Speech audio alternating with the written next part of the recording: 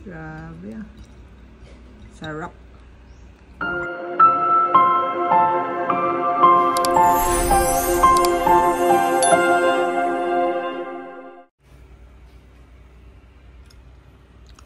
Hello, good lunch. So, I'm having a seafood binisaya ulam with selection daing, toyo, buyad, and Visayas.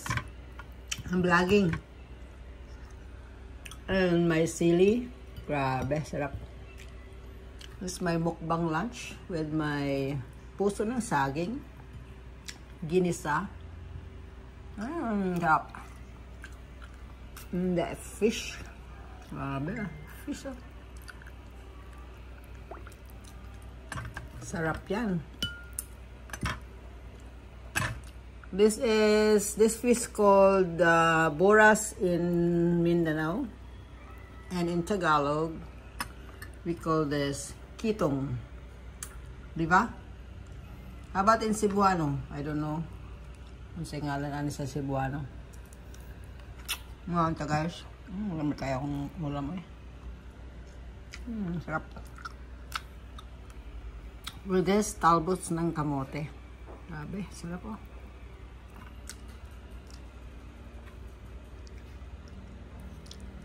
Talbos ng kamote, that's kamote tops. Dahon ng kamote. The best yan for tinula. And yung kinakamay ko na kahit mainit. Malunggay. Masarap din yan. Sarap. That's it guys. Sarap. Mukbang lunch.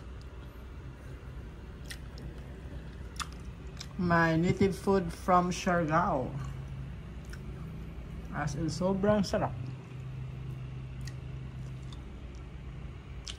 Simpleng lunch but yummy. Hindi ko to pwede ipagpapalit sa lechon de Cebu. Kahit everyday itong ulam ko, I can live forever and I can live all this kind of food every day. Thank you guys for watching. See you on the next one. This is Miss Lily. Bye!